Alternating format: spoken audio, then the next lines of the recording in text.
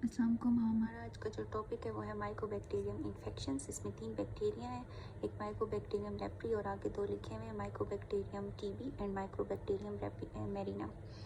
Leprae जो होता है ये हमारे पास इन्वॉल्व करता है स्किन को और ये डिपेंड करती है इसकी क्लिनिकल फाइंडिंग्स की होस्ट की इम्यूनिटी कैसी है।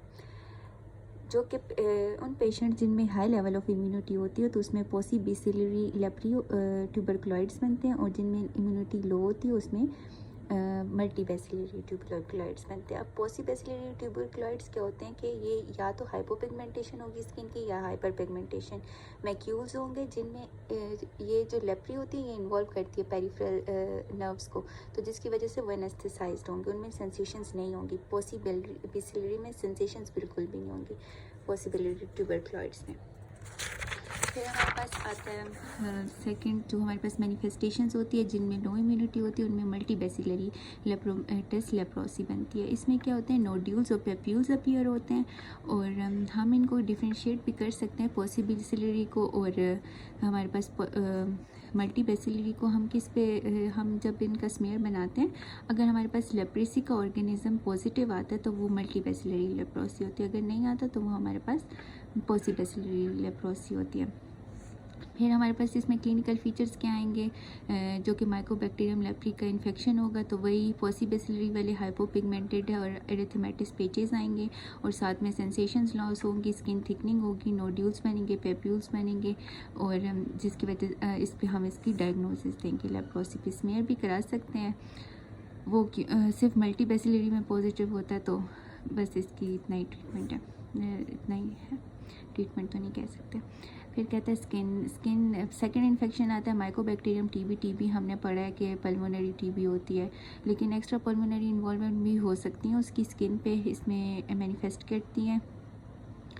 जिन लोगों में इम्यूनिटी जो है वो कम होगी या प्रीवियस सेंसिटाइजेशन को इन्फेक्शन हुआ हो, तो उस पर डिपेंड करता है कि इस तरह माइको टीबी इस पर कैसा रोल प्ले करेगी। इसमें जो क्लिनिकल फाइंडिंग्स होती हैं, क्लिनिकल फीचर्स क्या क्या आते हैं, हमारे पास जो रेड ब्राउन स्कारिंग हुई भी होती है, इन्फ्लेमेटरी प्लेक्स बनते हैं जो कि जैसे कि ल्यूपस वल्गैरिस में बनते हैं, और स्क्रोफलोडर्मा होता है।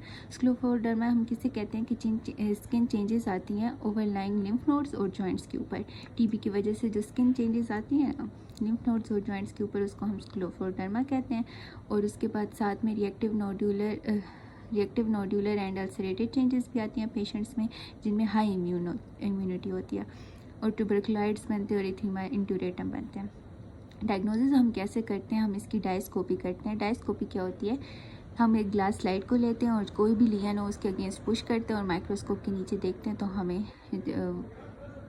डिफरेंट शेप्स नज़र आएंगी। इसमें जो है वो हमारे पास माइकोबैक्टीरियम टीबी में एपल जेली लाइक अपीयरेंस आती है, जो कि क्या इंडिकेट करती है, हमने पढ़ा है टीबी में ग्रेनुलोमास बनते हैं, तो स्क्रीन में जब ग्रेनुलोमा बनेगा और उसकी हम डायस्कोपी करेंगे तो एपल जेली लाइक अपीयरेंस आएगी।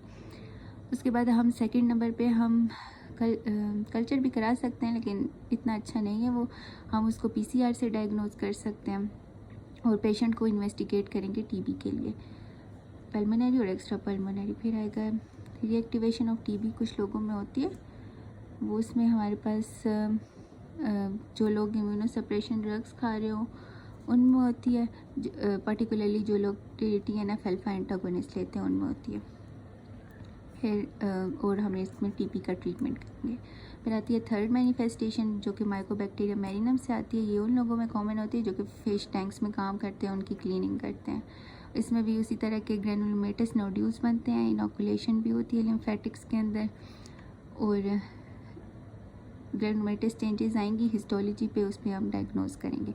अगर हम इसका प्रोलॉन्ग ट्रीटमेंट देते हैं डॉक्सीसाइक्लिन और मिनोसाइक्लिन के साथ, तो हमारे पास ये ट्रीट हो जाता है। अगर हमने स्पॉन्टेनियस थेरेपी और डिस्ट्रक्टिव थेरेपी करनी है तो हम क्रायोथेरेपी से कर सकते हैं। Thank you.